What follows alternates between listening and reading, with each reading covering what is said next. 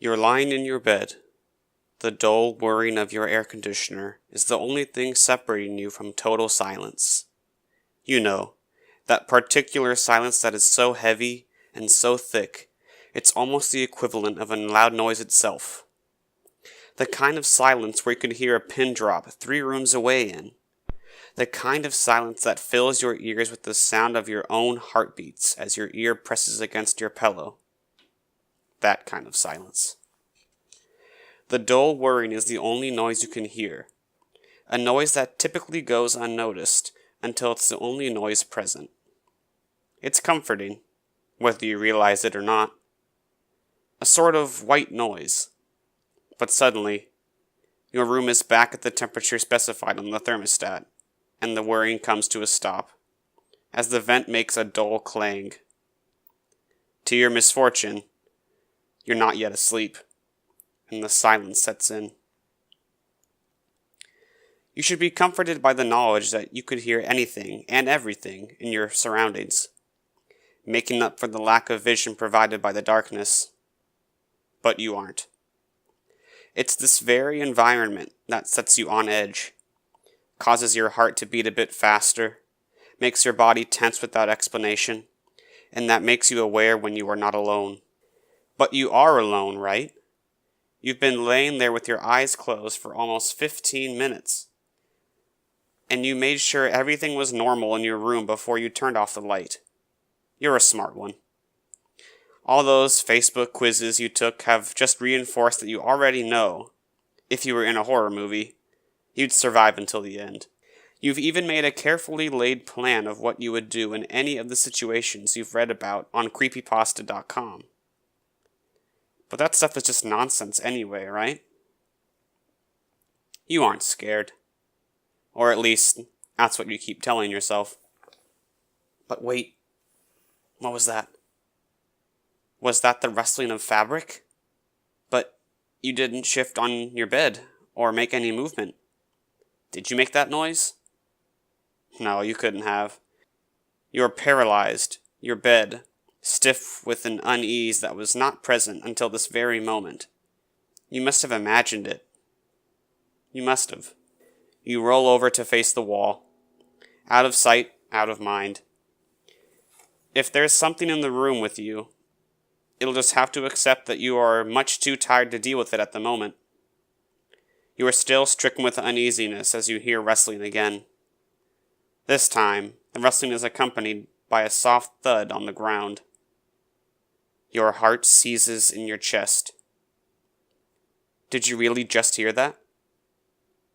No, you've just gotten yourself worked up about nothing. You really should stop playing horror survival games so late at night.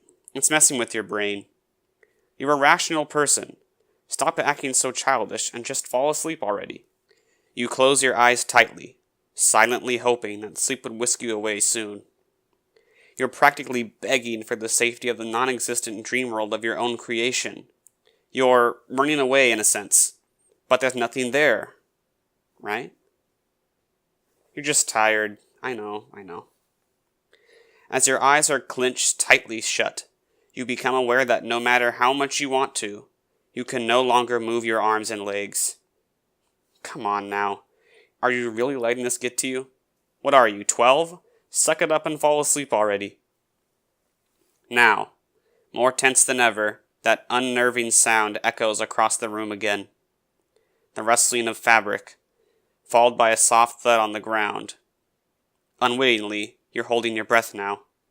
Eyes shut as tightly as possible. You have childish urge to pull the blanket over your head. You're imagining it all. It's all in your head.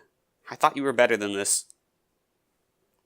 Your heart is pounding so loudly in your ears now, but not loudly enough to drown out the now repetitive sound approaching from across the room. What is that rustling? Maybe you left some paper on the ground. That has to be it.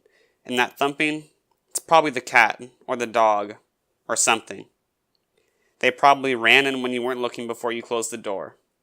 Yeah, you're just paranoid. The noise is now within a foot of your bed, and with your back to it, you don't dare turn around to investigate. Not that it'd do much good. The only light in your room is the dull glow of your cell phone on the nightstand next to you. You plugged in before you crawled into bed, remember? But you don't dare turn around to look. There's nothing there anyway. Minutes that feel like hours pass as you face your wall, stiff as a board, unable to will your uncooperative body to move. You haven't heard the noises in a while now, not since it reached the edge of your bed. You know there's nothing there, you silly. It's the silence. It's messing with you. You really should have turned on some music or something before you went to bed. Oh well, maybe next time. Suddenly, a familiar clang echoes through the room, followed by that familiar whirring. You exhale deeply, your body relaxing as you're flooded with relief. Thank God that's over. Now you can finally sleep in peace. That silence was really getting to you. You roll over and open your eyes to check the time on your lit cell phone. Must have been at least an hour since you first went to bed. You're greeted, face to face, with his ear-to-ear grin. Dimly lit sockets where his eyes once resided stare intently at you. I see you're still awake.